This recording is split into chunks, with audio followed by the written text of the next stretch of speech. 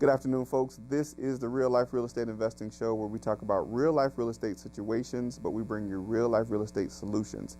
I'm your host, Glen Glasper, affectionately known as Mr. Dollar Out of a Dime. And I have with me today my esteemed guest, Mr. Idris Talib. Right. Did I say that right? Yep. I always got to make sure I get that right. And actually, the information that we're going to be sharing today, and I know I probably say this a couple times, but I know it's going to be phenomenal because I have a phenomenal guest. And we've actually been talking about putting this together for some time, yes. and I'm glad we finally got an opportunity to sit down together. I had to pull him by the leg and get him here and sit down with me. But I certainly appreciate you coming by, man. I appreciate it. I appreciate it. Thank you. So we're going to talk about, Idris is the pretty house guy.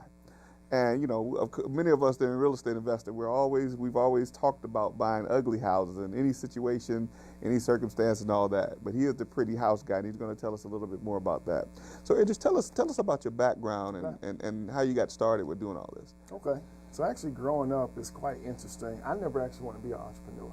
Really? I was smart. I mean, straight A's in school. I can imagine. I can see that. I was going to be a doctor, lawyer, engineer. Oh, wow. Wow. I'm from, if you make $50,000 a year, I mean, you're making it rain. I mean, wow. So wow. That's rich where I'm from. Right. So I actually went to school on an engineering scholarship, went to North Carolina State, and it wasn't until I started playing basketball. Okay. I walked on the basketball team. We had a private plane, flew all over the world, ate the finest restaurants. Wow. I said, you know what, I like this. Yeah. But an interesting happened. I said, I'm just going to play ball. I'm going to make millions. I'm going to live like this. But for some reason, they don't draft people who average 0.7 points a game and who appeared in 3 games. Wait, let me see. How do they do that? 0.7 points a game? So, one game I may score 2 points, and then the next game I may score 1, and then goose egg for like the rest of the season. So you divide it by the number of games, you're at 0.7. Wow. You'd always wonder how they did that. Like, how do you get a half a point? Exactly. Wow. So, I kind of brag, I have, probably one of the lowest point totals in the history of the ACC. And listen, you got to be good at something. Right, exactly. If you're going to be good at something, it's good to be the worst, I guess. Right. You made free throws, though, right? I think I had a 50%. I didn't get in that much. I used to encourage the starters, run the score up so I can get in. Wow. Your basketball career was almost like mine then. But you had the height to go with yours, though. It's funny, I was the 5th shortest person on my team. Really? Mm-hmm. Wow. Well, at least you made it to the team. Right. They wouldn't even let me on the court. So no, it was a wonderful experience. And then, in college you get these credit cards with like a $300 limit. Oh yeah. I kept hearing about this Rich Dad Poor Dad book. I said, let me go see what this is all about. Wow. Then I picked it up. I could not put it down. I ended up maxing out my credit card on every book in his series. Wow. And that's how I started learning about finance, becoming an entrepreneur, and things of that nature. And I learned that most millionaires are self-made. Wow. Well, see, the thing about it is most broke people are self-made too. That's a great point. I thought about it like that as well. Only the millionaires admit to it. Right. Most broke people, they set themselves up to believe that this is hard and I can't do it, and only the rich people could do it. Exactly. So they become self-made as well. Exactly. That's a good one. I never thought about it. Right. Like that. So, it's funny, though, what you just said, and a lot of people probably look at it the same way, they probably miss it. We learn to become wealthy by paying, you said you maxed out your credit card. Right. Learning to become wealthy. Right. Well, see, it took that in order for you to learn to become wealthy. Right. So you had to invest in yourself in order to get to, get over the hump. That's good stuff. So most of us that become entrepreneurs have that rich dad story or that think and grow rich story. Right. So what was it in the series of books that grabbed you, that made you wanted to pursue it further? The biggest thing that really grabbed me was become great at sales, and there's no ceiling on the amount of money you can make. Absolutely. And that really, that really hit home for me. I was in the technical field. Actually, I had a job offer here in Atlanta to do technical sales, but I came out when the tech bubble burst. And so as a result, not only did they have to rescind the offer, they ended up laying people off as well. Wow. So that's what got me into finance. I did one of the top internships in the country at Northwestern Mutual Financial Network. I was one of the top interns, and I'm going to the annual meeting I'm meeting young people, 23, 24, making 300,000, 500,000, 800,000. Wow. And I said, oh yeah, this is for me. Yeah. That's what got me into finance. So yeah, and we talked about that a little bit. So what's your background in finance? So you said you got into finance from seeing Right. the young folks making money. Right. So you wanted to tell them how to use the money, or what was it that got you into finance? So what got me into finance, actually, I just saw it was an all-commission environment. I just loved the idea of making as much money as I want.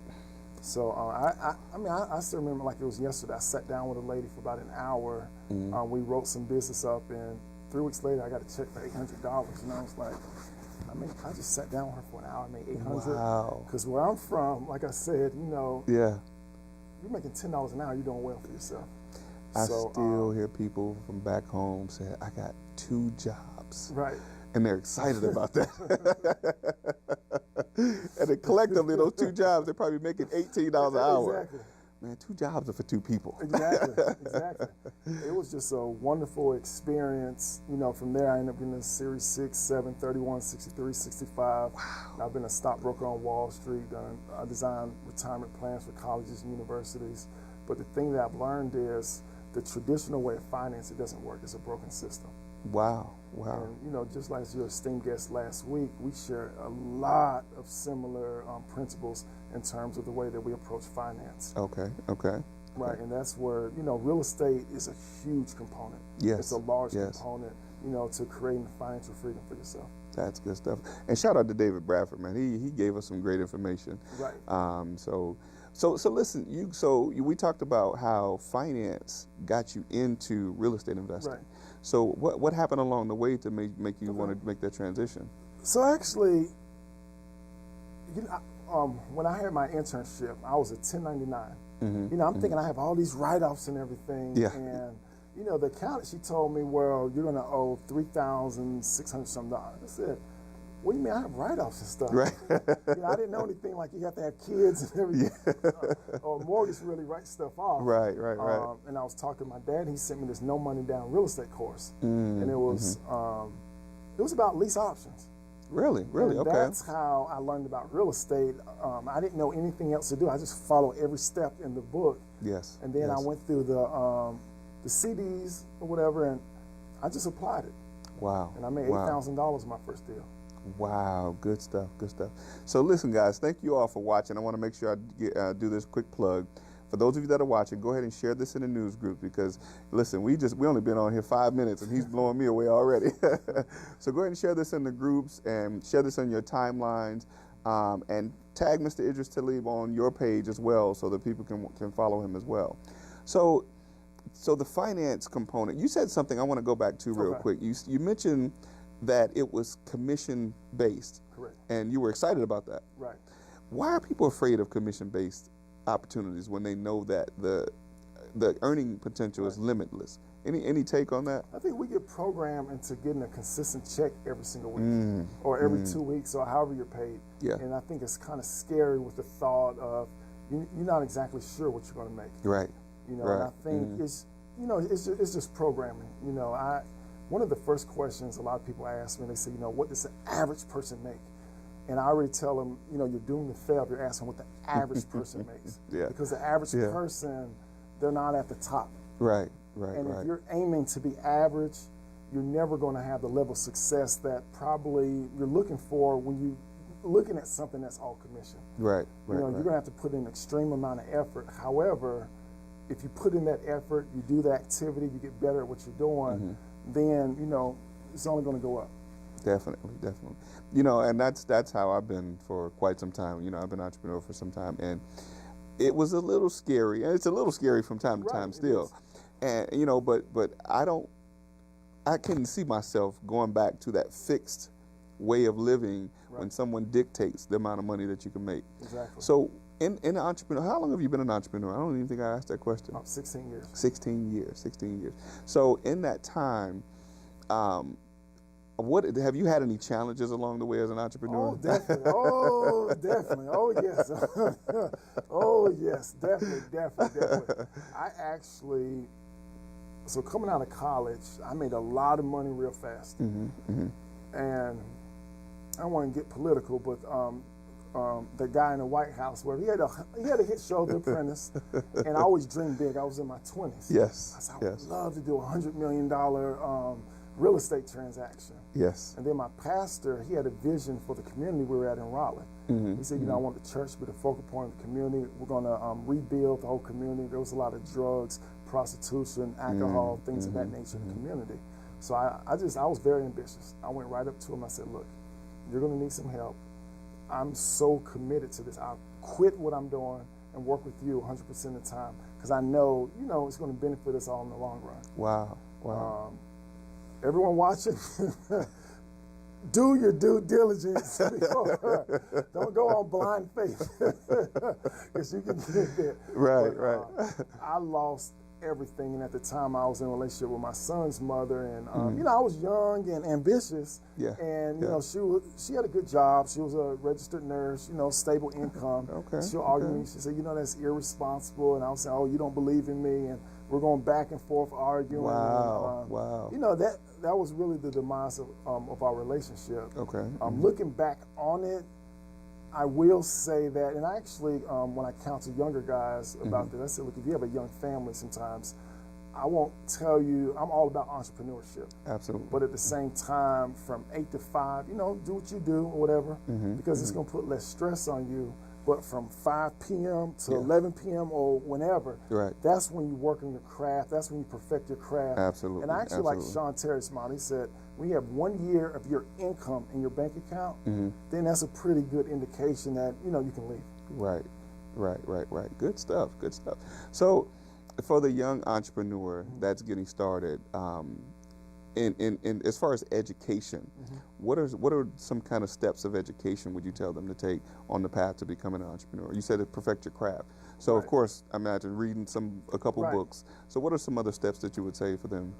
The fastest way to success is actually have a mentor who has done and been successful at what you want to do. That's the fastest way. Right. Now there is a price to pay. I will say it's an investment. There is an investment whenever you have a mentor. However, if you don't have it, you have, of course, Facebook groups, YouTube University, there's all types of meetings. You can watch shows such as this to really collect different resources. You just got to go out and do whatever it takes to become successful. And then you'll have the resources to where if you do need to pay for a mentor, you'll be able to get a mentor. Because a faster way to success is actually let someone else go make all the mistakes, and you can learn from their mistakes, so you don't have to make those yourself. That is great information. That'll be my number one recommendation. And I look at those types of situations where you have cinema entrepreneurs. I mean, especially getting in our business as far as real estate investing. People want to get in because they've heard the whole sexy model of buying houses, no money down, no cash, no credit, and all these other things, and they figure they can jump right in, and it's going to happen for them overnight. Right. What would you say to someone that came to you or that you were going to be mentoring, that they thought, in the first week that they were going to close a deal and make $50,000? Right. So I have realistic expectations for people. Yes. I tell people this is a business. Yes. This is not something where, you see the late night infomercials, everybody's in Hawaii, you live in a 4-hour work week. Everybody's saying, no. This is not a 4-hour work week when you begin. Another mistake. Everyone, I want to automate, I want to delegate everything. Yes. I'm just going to sit back and the business is going to run itself. I'm like, if you don't have that firm foundation, if you don't have that foundation, everything's going to crumble. Even if you do have enough money to hire everything out, when there's problems, you're not going to identify what is the root cause of those problems. Yes. And another thing we have to be realistic also is, have you ever done sales? Have you ever done marketing? Have you ever done payroll? Have you ever done, HR? Have you ever looked at taxes? These are things that you need. And you're going to have a team of advisors to help you along the way. Absolutely. Even though, we were kind of joking about self-made millionaire. Actually, there is no self-made millionaire. Being a millionaire is a team sport. Yes. Every millionaire I know, they have some type of a team in their area of expertise. And also for yourself, you want to see, what is your area of that you're just naturally gifted at? Because we all have different gifts, talents, and abilities. And whereas someone may have success doing some, maybe a little bit faster because of their background. You may not, but maybe in another area you will. And you just have to take an honest assessment of that. And that's where you team up with individuals in which your weaknesses or their strengths, as long as you can come together, you can make money for yourself. That's great. The challenge is that coming together piece. Right, because we're dealing with human beings. Right. That's the challenge. That's the largest challenge. Yes. So tell me a little bit about getting into doing pretty houses as opposed to. So you said you learned lease options. Right. Is that what led you to pretty houses as opposed to what the rest of us common people work on? Is these ugly houses? It's funny. I didn't even know you can make money off a house less than $100,000. Wow. I didn't realize that until about 8 years doing the business. Wow. So I was always doing houses 150 or above, and this was in Raleigh, North Carolina. But then, especially as my financial background, I started to get more sophisticated. I said, you know what? There's not as much effort to do a higher price house than a lower price house, and I can actually make more money. Right. I kind of have a thing where I show people where I can show how I can get a rehab profit without doing the rehab. Wow. Tell me how you do that, man. Well, it's a price. Can we say it in front of all these No, people? we can. I'm going to drop a nugget. So if we look at a jumbo loan is somewhere over $425,000 or above. So let's just say we're looking at a $500,000 house. If someone's looking at a $500,000 house, they're going to have to put 10 to 20% down, right? Which is between $50,000 and $100,000 down. Make sure y'all taking notes now. Yeah. Go get you a list of non-owner occupieds in those neighborhoods. Wow. More than likely, they're probably paying rent. And then you can actually on a $500,000 house.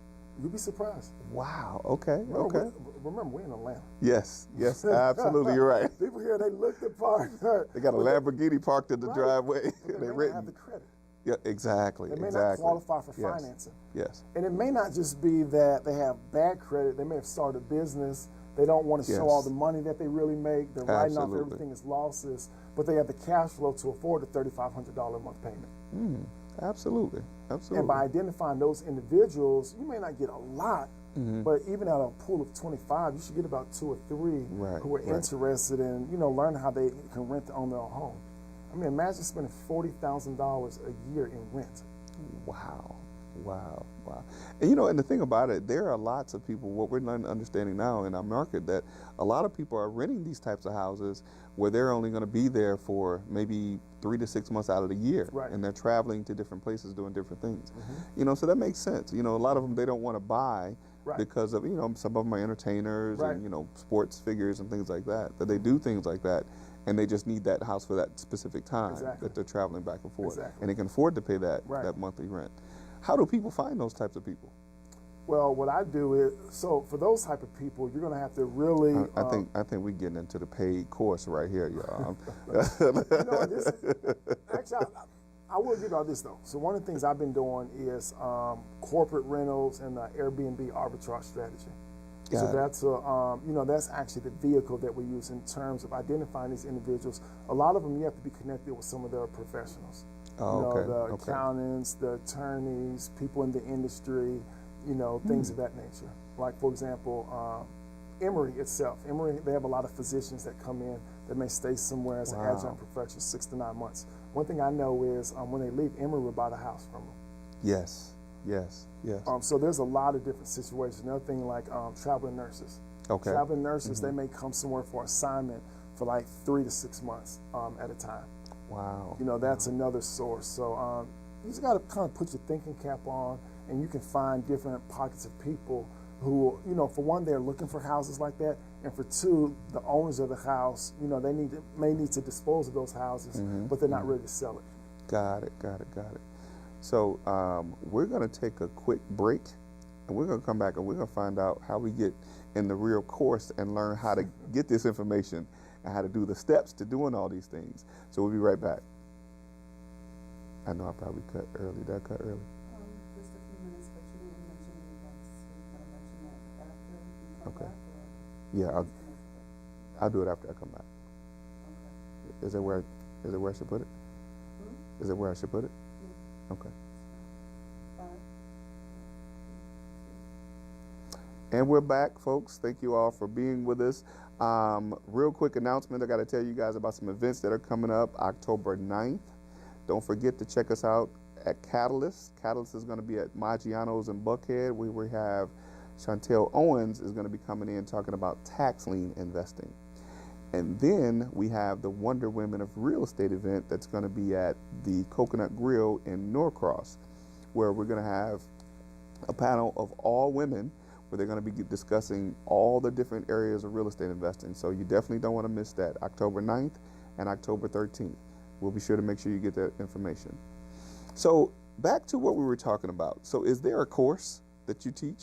Yes, I have a Pretty Profits, Pretty Houses course that, is available. It's actually a coaching program. Really? Okay. Can we talk about how much it is? You know what? I'll tell you what. Now, you don't got to give up too much information now.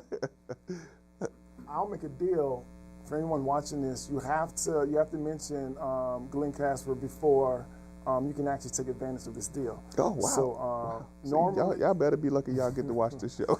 Normally, I'm not going to, it's up there. The price between, depending on the package, it'd be anywhere between $5,000 or $18,000. But what I'm going to do is I'm going to offer some type of a discount as well as a payment plan for people who are serious. Okay. So we won't tell you how much that is right now, but what you can do is leave your information, leave your contact information below, or what we'll do is we'll leave your contact information once we wrap up. Stick around, we'll get his contact information so you can reach out to him directly. But from what I'm listening to right now and hearing, I'm telling you, I know it's well worth it, because he's dropping some major stuff. And in order to find these different things, I mean, people have to really have somebody to guide them into doing that. Right. And what needs to be understood is that the investment in what you're going to be able to get access to is going to be well worth it. So make sure you guys, take advantage of this. He's giving you a great opportunity because you're watching a real life real estate investing show. So what are some of the other, so Pretty Houses, that's your primary niche. Right. So do you market to people just in the, what's the price range of neighborhood do you typically look in? Okay. So I'll kind of give you my formula. My formula is on the lowest level, I want to make at least $5,000 to $10,000 off every deal. Got it. So what I look at is, I take just a quantitative analysis of things. Anyone who lives in a house is $250,000 or above, more than likely that's a household income of $100,000 or more. People who make $100,000 or more, it's easier for them to save $5,000 to $10,000. Right. That's just it's just demographics. So I'll look at houses anywhere $250,000 or above. The higher the better. My sweet spot is probably between $350,000 and $500,000. Right. Now, in terms of the particular locations, I look at school districts, because in Atlanta, most of the houses that appreciate at the fastest level are in the best school districts. Yes. So most of them actually is in the suburbs. Okay. Like East Cobb, Alpharetta, up here in Gwinnett County. Let's see, Smyrna, Vinings.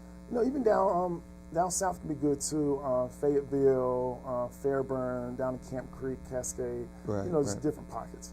Okay. And you look at now, and that's you said he used some engineering terms, y'all. I hope y'all caught that. He said quantitative analysis. But that makes sense though. And typically people don't look outside of what like you said, they've been programmed to look at, where we have to buy a property at a certain price to do the fix and flip, that 6 to 9 month process. Right. So what is do you look for houses? Of course, they're pretty houses, but is there any type of rehab that has to be done to these houses at all? 9 times out of 10, no. Wow. If there's anything that needs to be done, usually it's cosmetic, and I don't do it.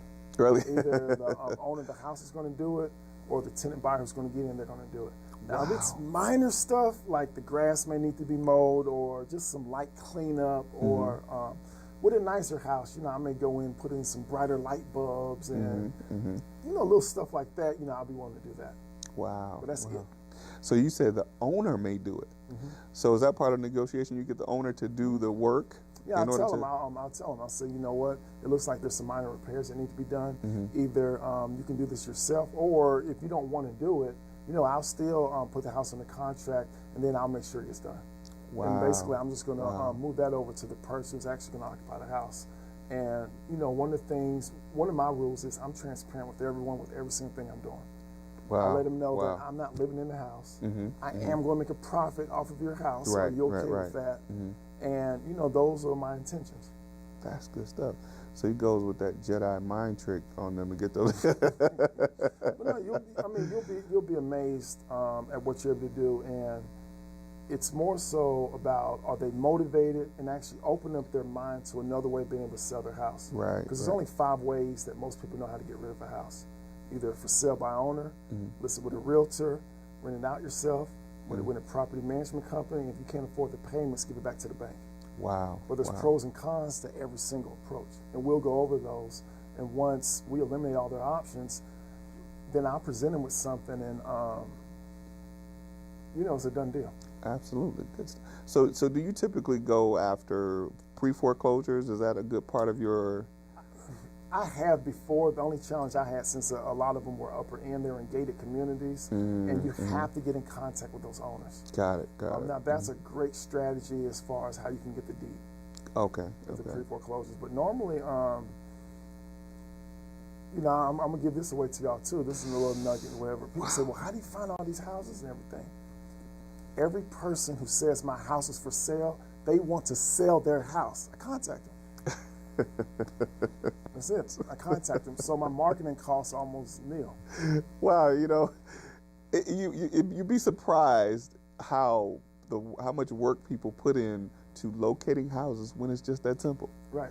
So we put in the work to contact these people who've never told us that they wanted to sell their house. Right. So we pay thousands of dollars sending out mail pieces, and you're saying all we got to do is call the ones that want to sell, huh? Right. Yeah, they're saying my house is for sale. My name is Jim Jones. It's at 123 Right. Main Street, 678-999-9999. I'm picking up the phone, and it's not a cold call. Right. A cold call is what I did at Morgan Stanley. Yes. So oh, wow. you're not expecting me. You have no idea of my existence. And he goes, well, I may interrupt. You're not interrupting them. They put their phone number online. Right. They want to sell their house. Wow. Think about how simple that is. How simple that is when someone is already marketing it for sale. Right. And all you're doing is picking up and calling on an ad that they placed for themselves. Yeah, that changes the game right there. Right. So we can end this show right here because I'm about to go make some calls. So is that like for sale by owners? Is that what you're looking at? Okay. Yes. For sale by owner, for rent by owner. Okay. One trend I have been seeing lately is I'm starting to see real estate agents really starting to get hip to the game as well. Okay. So sometimes I have to educate them on how it can be mutually beneficial to all parties involved. So some of them are getting on board, and that's been a great source of referrals as well. And I even work with wholesalers also. Really? Right. Yeah, I work with wholesalers. Pretty houses? Yeah, because you think about it, they throw away all those leads that they're not able to get 70, 65 cents on the dollar. Sometimes people, they may be over leveraged. Yes. If there's repairs that need to be made, we can work something out to figure out how those repairs can be made, and we still make a profit. Good stuff. Man, I think you probably gave away about 50% of the course right there. Oh, it's a lot more. Yeah. Yeah, it's always, you really get the nuts and bolts of how it all comes together. Right. But I mean, it's really, I believe you're open the eyes to a lot of people. I mean, even myself, about different ways to look at how we do our business as opposed to that one-shot way of just going after the houses that typically everybody in the pool of investors is looking for. Right. And I mean, your competition, I imagine it's not much at all. Yeah, it's slim to none. And another thing that I do also is I actually have created a whole financial strategy to show people how they can actually, create financial independence for themselves, utilizing this strategy. Wow. Because it's really, 3 main components. For most people, we have to, name my book is Make Your Money Great. Yes, I want to talk about that. Basically, stop keeping up with the Joneses, but become the Joneses. Wow. And you can do it in a financially responsible manner. We're going to help you make more money, show you where to place that money, and then show you how you can have asset-based cash flows for yourself. And that's the exit strategy. Wow. You want to be able to grow your money so you can buy an asset that produces passive cash flow. Wow. And once you have that more than your expenses, game over, you're done. Again, I love how you make things so very simple. And that's the thing, when you look at, as we were talking about, people making a certain amount of money on their jobs. When you look at the amount of bills that we have and the amount of money that we make on our job, and looking at that from a transitional perspective, and looking at, if I make X amount of dollars on my job, I should be able to cover all of my bills. Right. And in many cases, you make more on your job than you do on than your bills are. Right. But many times people fall behind on those things. Right. I think, in my opinion, is because life always happens, even in the midst of you're going to work Right. and those bills compiling up. If you had something that's set in place that was passive residual that covered your bills before you even got out of bed, Right. you wouldn't have those issues. Exactly. Exactly. So how does one get? Aside from developing the mindset to do Right. it, how does one create a system? From your financial perspective, how does one create some type of system that they can get in place to have that passive residual situation happen for them? So step one is we have to identify our financial blind spots. And basically a financial blind spot is... Come on, y'all got to pay $1,000 for that right there. For that your blind spot? Actually, our colleague David Bradford brought some up. It's money yes. that you're transferring unknowingly and unnecessarily. Right. Once you're able to recoup those dollars, that's money that you can actually use to save, maybe pay down debt, or, maybe be able to buy some type of an asset that does produce cash flow for yourself. Another thing is, I view things a little bit differently. For example, the magic number everybody wants when they retire is $1 million. Yeah. But if we look at $1 million, you only want to take 5% of that, which is like $50,000. Right. If you have all that saved in your retirement plan, you're paying taxes on that. And then, if that's 25 years from now, you index that for inflation, you reduce the buying power by half. Wow. So you saved $1 million, you penny pinched all your life, and you have the cash flow around $21,000, annually. And you've done all that. There has to be a better way. And as we live our lives on cash flow, we got residual bills. Why don't we have residual income to offset those bills? Yes. And the number one, destroyer of wealth is actually consumer debt. Yes. Now, debt can be good or bad, but consumer debt, because what consumer debt is, it's an obligation on your future earnings. So basically, your paycheck is going down every time you take on those liabilities. Now, I'm not saying don't have some of those things, but what I'm saying is, if you know that, let's just say you want to ball out and get a Porsche or something, let's find an asset to pay for that Porsche. It's the Robert Kiyosaki model. Absolutely. And that's something that can be applied that we can actually do. And even if you're starting off small and you want to get into being able to purchase these assets or whatever, let's just say your goal is $5,000 a month passive income. What's easier, trying to save up, $1 million to have that $5,000 a month? Or is it easier, maybe you have a membership site at $4.99 to get 1,000 customers. There go your $5,000 a month passive. So sometimes you have to think outside the box to be able to achieve your financial goals. That is amazing. That's amazing. And I hope folks are paying attention to this information. Because again, I love how you make it so simple. A membership site at, what was it, $4.99? $4.99. 1,000 people. Even if it takes you 10 years to do that, you're winning. And think about the way that technology and information is being transferred all the time. It's not hard to get 1,000 people to pay $4.99 a month. Investing does not have to be difficult. Or some of us, we're just starting off. We don't have a lot of money. I have $500. What can I invest in? I said, you don't need to put your money. We're going to get 10%. That's $50. That's probably a tank of gas. Right. What I tell you to do, especially if it's hot in the summertime, you go become a vendor at a track meet. You go buy $500 worth of bottled water, and you sell that bottled water. You go to Sam's Club, you can get a pack of 20. You can get a 24-pack for $2. Wow. So that's a 12x multiplier. Off that 5,000, off that 500 times 12, $6,000. Wow. And if you put my company name on the label, I'll buy the water for you. Right. You have to think outside the box. Yes, indeed. You turn 500 into 6,000. Now you can pay me for my program. Right. But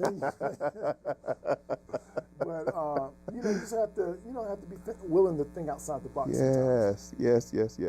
And one of the things that I love that Jim Rohn says is, if you work hard on your job, you make an income. But if you work harder on yourself, you can make a fortune. Exactly.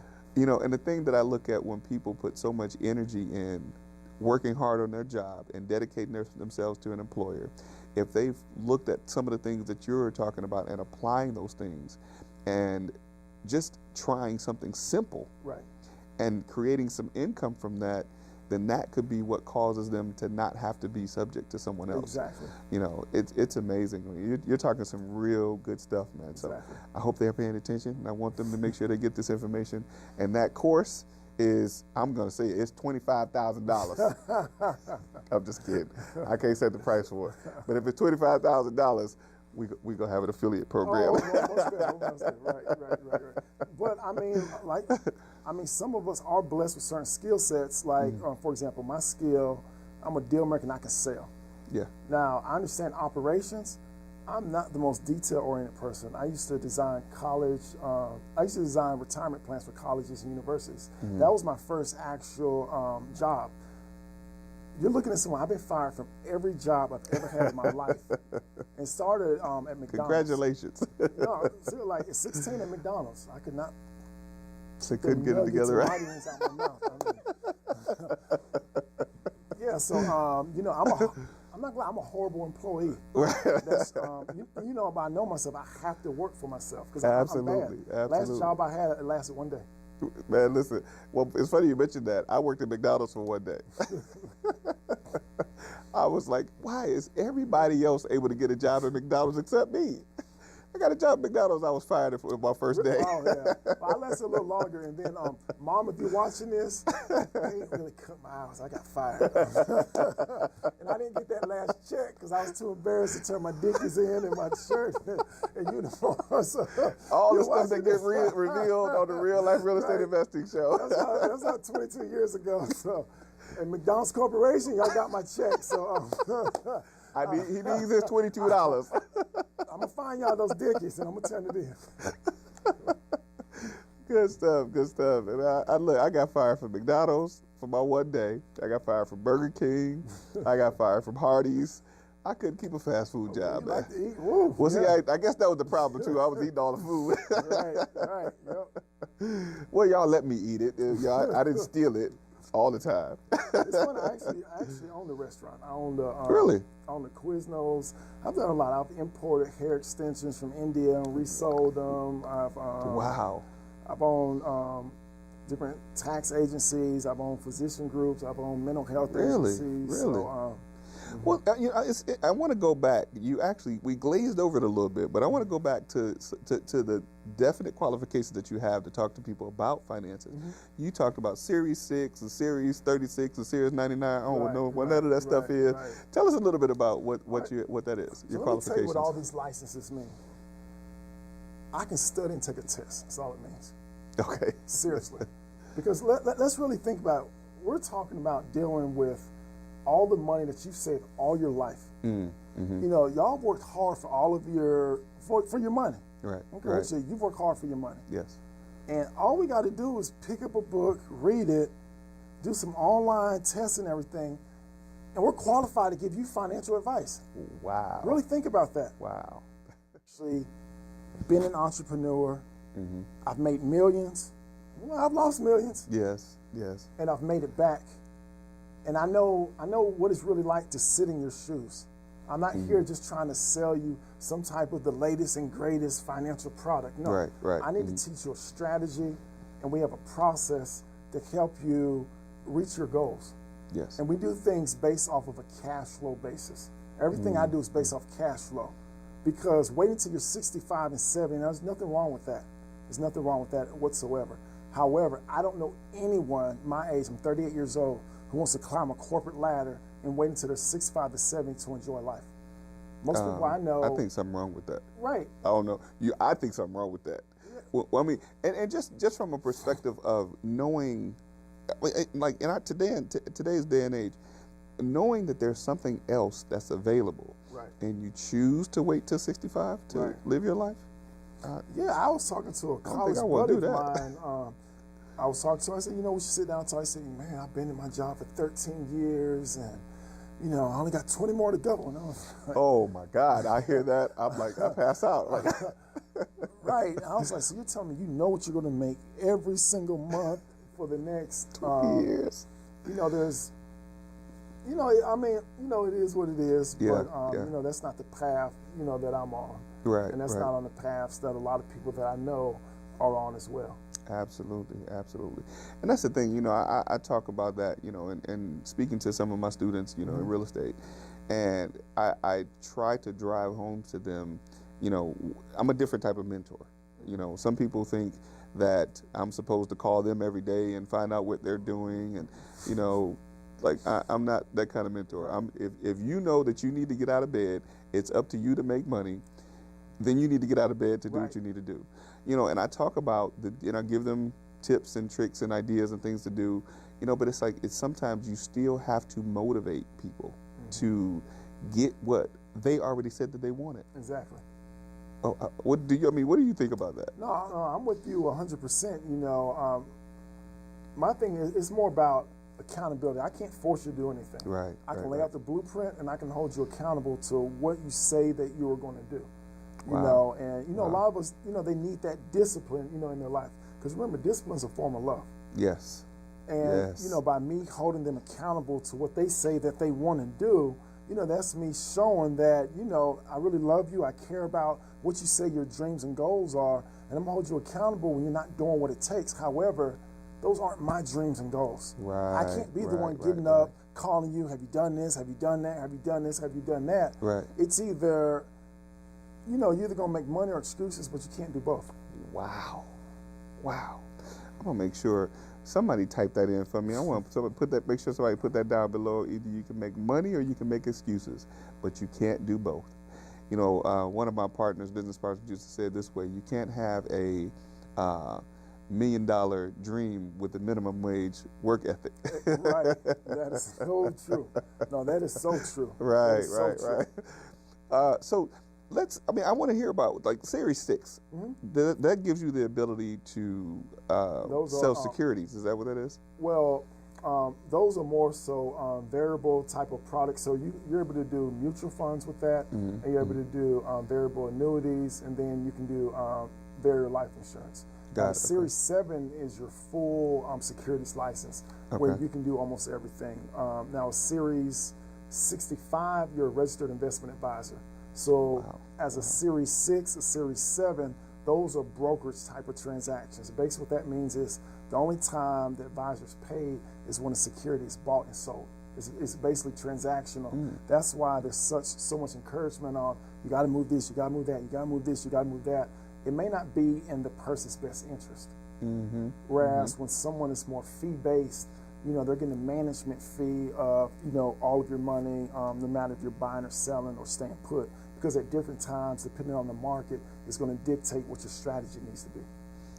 So, I think we went into it a little bit. So, what guided you along the path of getting all of those licenses, and are they applicable to what you're doing today?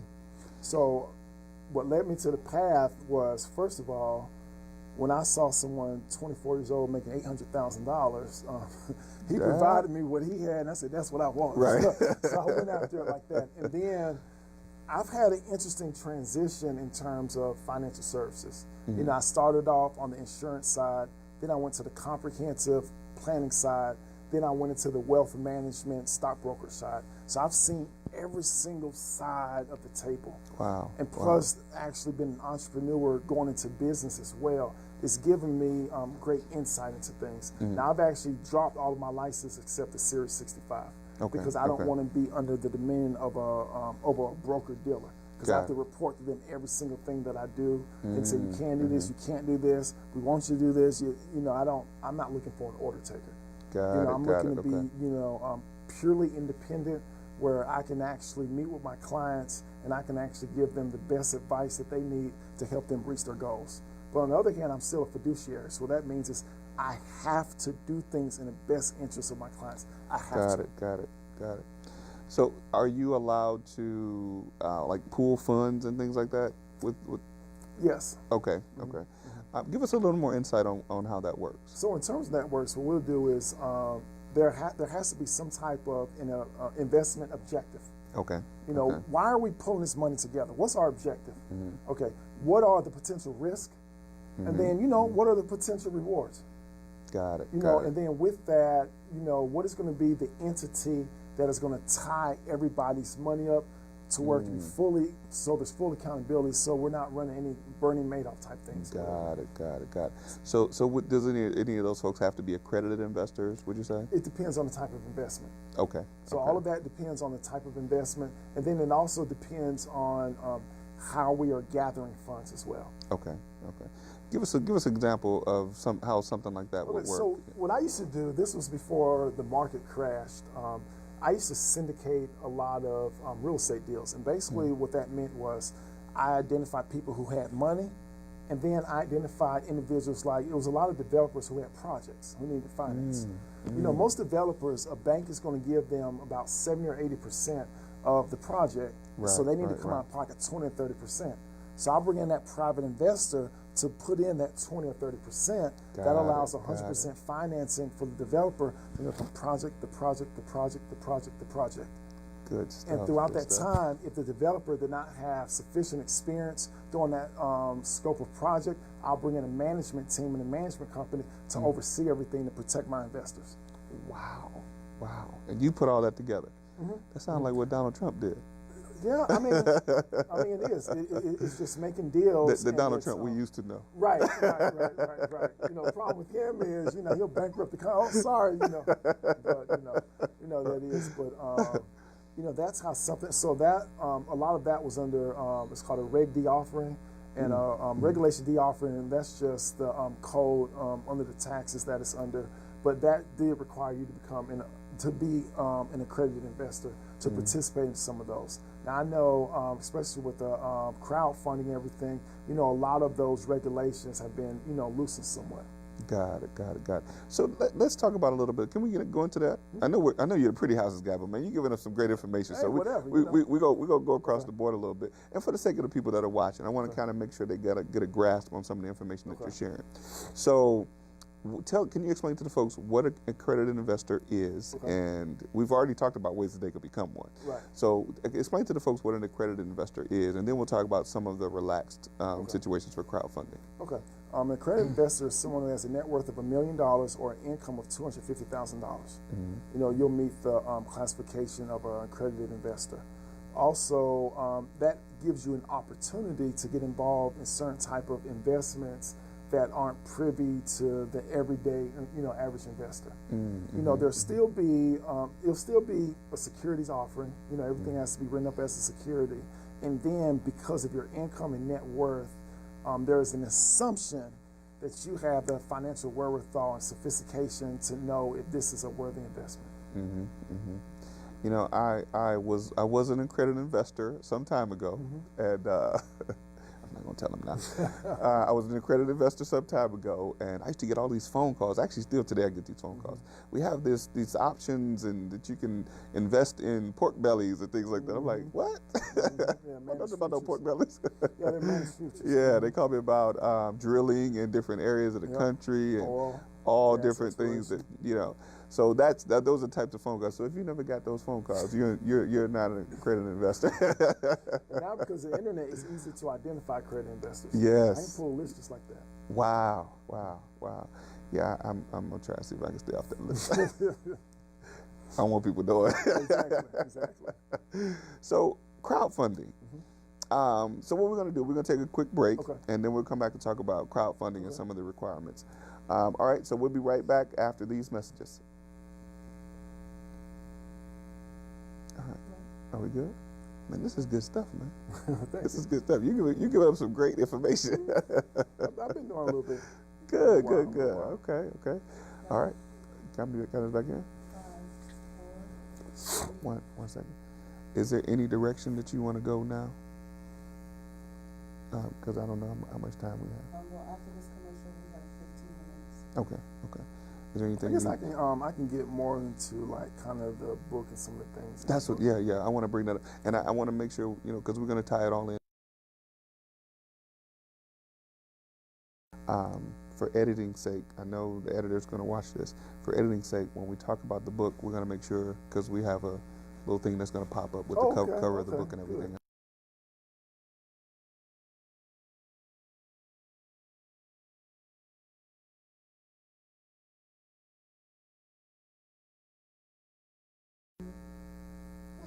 All right, we're back, folks. Thank you for joining us on the Real Life Real Estate Investing Show. Thank you all for sticking around.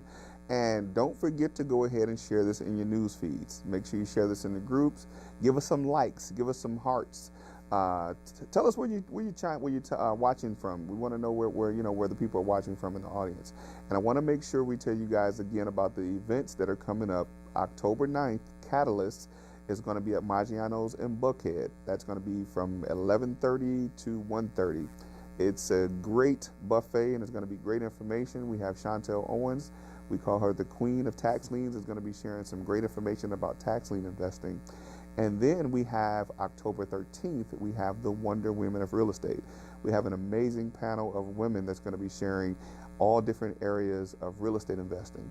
And then we're going to get into talking about some of the market trends that they're happening and what the bubble is going to do, if there's going to be a bubble, and all those types of situations. So definitely come out and, to those events, and we'll be sharing some great information with you. So what we were talking about before the commercial was crowdfunding.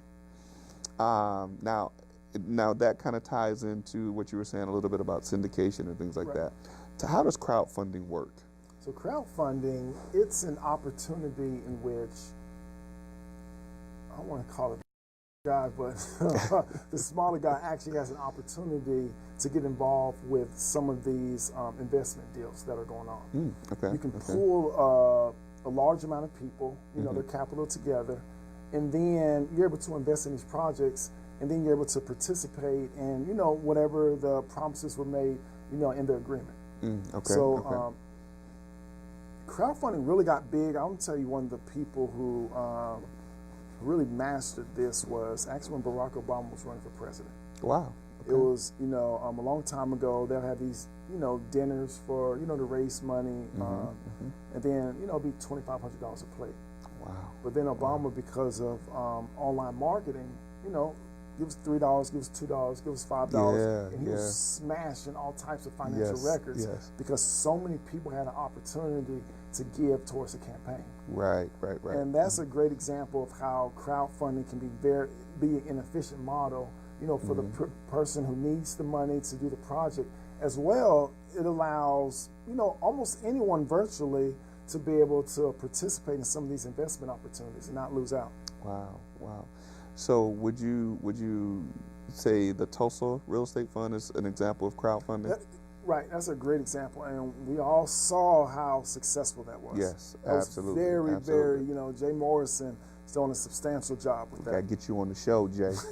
We're looking for you to be on the show, Jay. Definitely. No, that's good stuff, man. And I was blown away by how that was put together and how well organized things were. Or are, and they're still coming together, so shout out to Jay Morrison and the Tulsa Fund. So now, do you have any experience with doing, you did some syndication. Not so with I've never done anything with crowdfunding. I have an idea, maybe we could actually talk with this about. Absolutely. So one of the things that I've been seeing is I'm going to actually start putting together a package. I'm going to allow people to invest in development of some salon suites. Okay. So that's something that I'm looking at right now. It's great for It's great for monthly cash flow, as well as we're looking to own the building as well.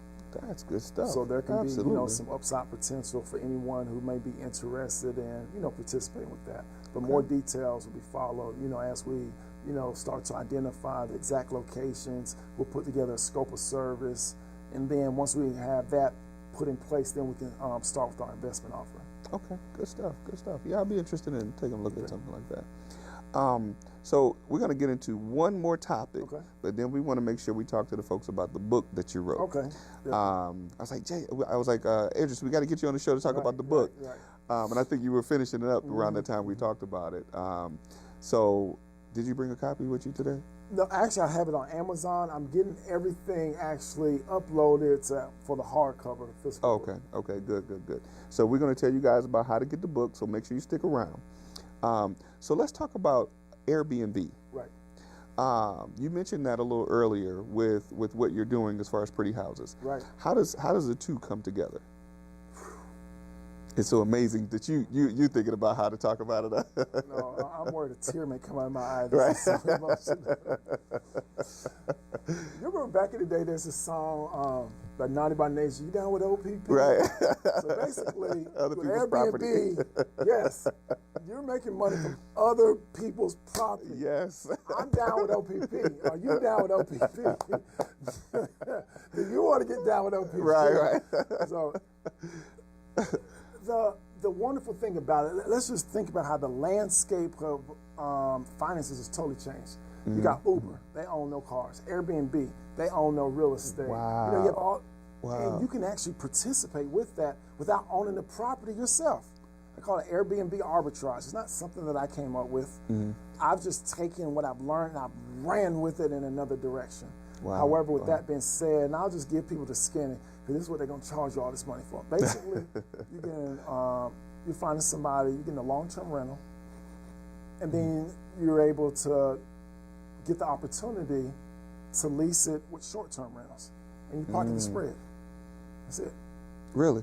Yeah, that's the main concept. Now, What's the landlord say about that? you tell them exactly what you're doing. Really? Right. And one of the ways that I incentivize the landlord, see, I'm always thinking win-win-win. Let's just say, for example. Say that again. Say that again, It please. has to be win-win-win for everyone. Man, I love that. Winning for the seller, Yes. winning for tenant buyer, funder, whoever. You got to win. Absolutely. Believe me. Absolutely. Now, some of us may have 501c3s. I'm a for-profit entity. Right. You should be a for-profit entity. And even if you are a non-profit entity, you need profit coming into your Definitely. non-profit so you Absolutely. can service more people, provide more programs, and more resources for the Yes. individuals that you serve. Yes. Yes. Great stuff. Great stuff. Right. So what is the landlord? What were you saying? The normally landlord what says. So normally I'll say to the landlord, I'll say, you know what? I see that you have this house for $1,200. Glenn, I would like to show you a way, and well, before I even make any assumption or whatever, would it be okay if I could show you a way where maybe I could possibly give you $1,500, $1,600 off this? Absolutely. All right, perfect. When can we sit down and talk?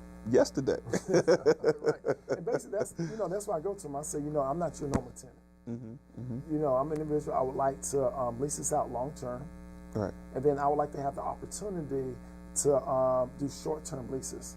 I have a lot of different people. They may come here for corporate events. They may come here for business events. And what I would like to do is give them a piece of home actually in Atlanta as a resident here in Atlanta. Wow. Okay. And then, I'll just tell them, one of the positives on it is they're not going to be using a lot of your appliances or breaking stuff up and everything. And it depends on you. We can have a no smoking policy. There may be no pets. That's generally up to you. Wow. One of the things that I do, I'm also going to put an electronic lock on the door. So we can monitor who's coming in and out, when they're coming in and out as well. Got it. So there's a lot of nuances to it, and the good thing is I take care of everything whatsoever. You don't have to worry about anything whatsoever. We're going to make sure after each person leaves, we're going to have a professional cleaning service come in and clean up your place. More than likely, they're only going to use, the bathroom, maybe watch some TV and lay down. That's about it. Good stuff. And good I can't tell people, some will, some won't. So what? There's 6 million homes in Atlanta. Absolutely. So do you have to incentivize even further with the higher security deposit or anything like that? You ever had to do something like that? So we asking too many deep questions. No. Okay. It's not. Most programs will tell you do. I have a way where they even pay me to have the opportunity to do it. Wow. Now you got to get a course for that. That's right. I actually have another way to where we'll partner up. I'll give this one away. You could, if you don't have any money whatsoever, just partner up with them. Say we'll split 50-50. I'll do all the work. Really? And you mean with the landlord? And just tell them your only responsibility is you're going to have to furnish it. Put the furnishing on them. Wow. And it's all about posturing sometimes. Yeah. I'll look at them and say, you know what, Glenn, that's not how I do business. But if you're able to furnish it, I'll be happy to split everything with you 50-50. Wow. That's good stuff. I'm actually working on something like that with some partners in Detroit. People are like, how are people doing Airbnb in Detroit? But folks, people aren't realizing that Detroit is not dead, y'all. Right, Like, it's hot. it's people still living in Detroit. It's not, what's the name of the show where the zombies walk around? Yeah, I know you're talking about. Yeah, I mean, Dan Gilbert is The putting Walking in Dead. so much money. Right, yeah. You know, there's still people online that are saying that, you know, some of our colleagues are saying that don't invest in Detroit. Detroit is dead. They're missing out. Like, what are you guys thinking about? They're Like, missing out. it's hit the bottom. Exactly. When that city was on the verge of bankruptcy, on the verge, they didn't actually file bankruptcy, Right. but they were on the verge of bankruptcy. And if it went all the way to the bottom, where can you go from there? You can only go up. Only go up. Only. Only go up. And it's coming up, you know, it's at a good pace, at a really good Right. pace. And I mean, it's outpacing a lot of other areas in the country. So, you know, definitely look at investing in Detroit. If I Definitely. got to give you that nugget, I'll be Definitely. there next month. So let's get back and talk Okay. about the book. Right. This book, I've been waiting to hear all about it. Right. This book is going to give us what we really want. Like I said, we need to stop keeping up with the Joneses, but we can be the Joneses in a financially responsible manner. And it's Yes. all about the velocity of money. We don't just want our money to sit there in some account and let it just grow forever. You know, I know Albert Einstein said, you know, the eighth wonder in the world is compound interest. But what if you had, what if you have an opportunity to get to enjoy that compound interest, but at the same time have access to money in which you can have passive cash flow for yourself as well? That way you get your cake and you eat it too. Definitely. Because we look at what happened with the last real estate crash, everybody's money was trapped in those houses. And when those houses didn't go up in value, you couldn't refinance out your position Right. and you couldn't pay your lender. Absolutely. But what if your Absolutely. money's not trapped inside those houses, but you still have that money growing for you and you also have access to that money? Wow. Your money Wow. needs to have liquidity, use, and control. Wow. Those are the components.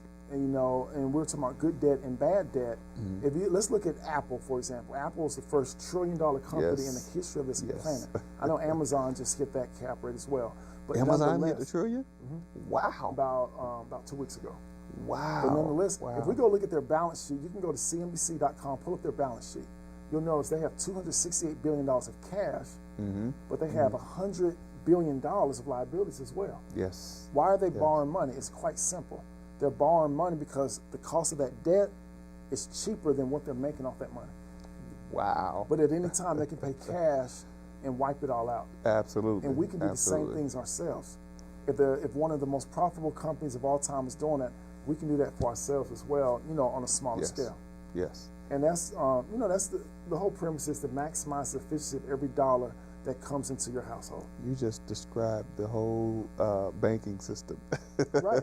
Well, that's the thing. Let me teach you how to Right. become a great banker. Absolutely, absolutely. Well, and I want you guys to get this.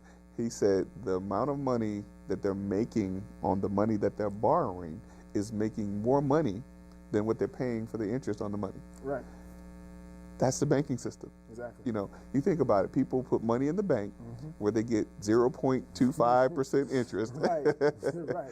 And the bank is lending it out at 5 and 6%. Exactly. You know, in some cases, Exactly. the greatest trick on earth. Exactly. Exactly. That's good stuff. So the book is actually what's the title of the book? The title of the book is Make Your Money Great. Making Money Great Again? Right. Well, yeah, right. I should have done. Yeah, it's basically, you know, the reason why it was Make Your Money Great Again, but some of us never had money. Well, yeah, this is true. So in this book, it's not just about what to do with your money. Right. I'm gonna show you how to make money as make well. money, And yes. these are things that all of us can do. That's good stuff. That's good stuff. Well, you gave a lot of nuggets, man. You gave a lot of information. I have to say, you know, I pride myself on having a show that's you know, a great value add for people. And, you know, I have to thank you again for being such a valued asset to a lot, myself. I mean, I learned a lot today.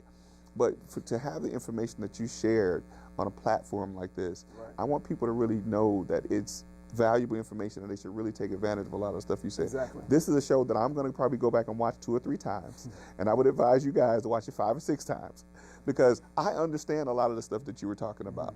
You know, because, you know, I've been an entrepreneur for some time. Right. But there's going to be people that watch this that may not have a clue Right. of what you're talking about. And I implore you guys to go back and watch this over and over again so you can really understand the nuggets that, you know, understand the value of the information. I mean, you gave a multi-million-dollar way of doing business in an hour. You know, and I want to make sure people know how to contact you and how they can get, you know, become a part of your course.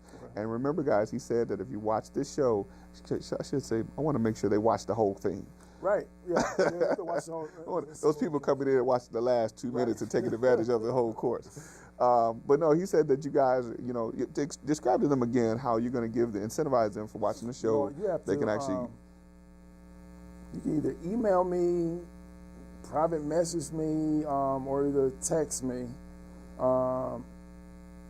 What do you want the name to be? Yeah, you have to put in the name Glenn. You have to put in the name Glenn. Okay. And then or real life real estate investing. You know, I like that even better. Yeah. Real life real estate investing. Put that in when you can just text that to me. Text it to 404-330-4501, and then on all social media platforms, Instagram, Facebook, at Pretty House Guy, and then you can find me. If you want to email me, it's my first name is idris@makeyourmoneygreat.com. Good stuff. Good stuff. Listen, this has been phenomenal, man, and I can't emphasize, like, I'm just excited sitting here, man, thinking about the stuff that you shared. I can't wait to go watch this again. Right.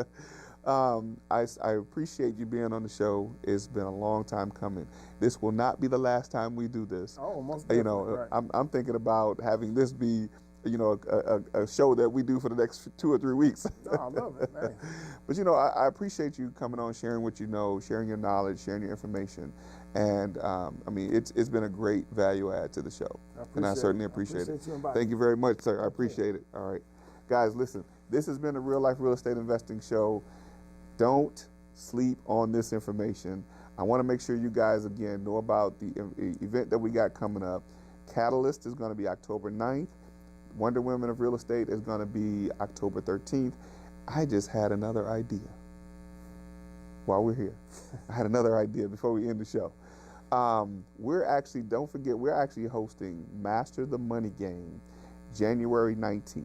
Master the Money Game coming up January 19th. I think I'm going to put Idris on the spot. Will you be a guest speaker at Master the Money Game? That's a great day, too. It's my mom's birthday, by the way. Okay, good stuff, good stuff. So, Mom, if you're watching, please forgive him for the McDonald's. Oh, one shout out. I need to say happy birthday to my daughter. She turns 4 years old today. Happy okay, birthday good. So, listen, thanks for watching, and we're going to lock him down for January 19th. Check out Master the Money Game. We'll make sure you guys get that information. Have a great day, and we look forward to seeing you next week.